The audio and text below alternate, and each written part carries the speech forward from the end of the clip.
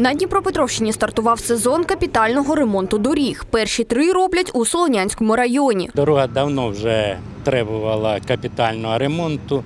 Як завжди, не вистачало грошей. А зараз роблять капітальний ремонт. Знімають старе покриття і положать, думаю, нове. Всі довольні, що буде новий асфальт, дороги ровні будуть. Понад 2 кілометри автошляху між Кам'яним та Новоселівкою вже із якісним покриттям. Залишилось нанести розмітку, встановити дорожні знаки та зробити узбіччя.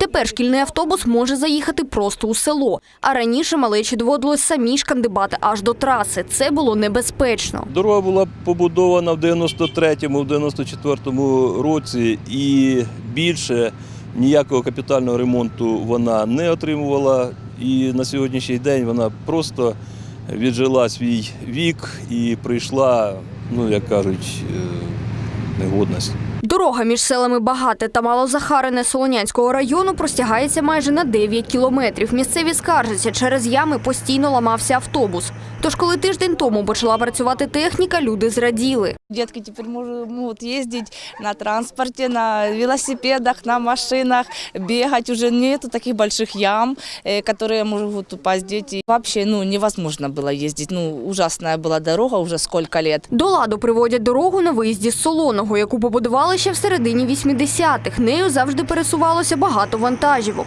З роками плити просіли, зверху клали асфальт, та це допомагало ненадовго. А згодом покриття взагалі стало непридатним. Я з 8 років незряча.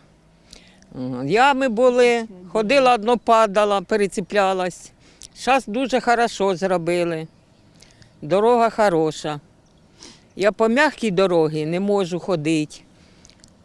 А так по асфальту. Ремонтувати автошляхи почали всього 10 днів тому, а люди вже помітили різницю. Підрядна організація на дороги дає гарантію на 5 років. Олександра Філя, Open News, телеканал «Відкритий».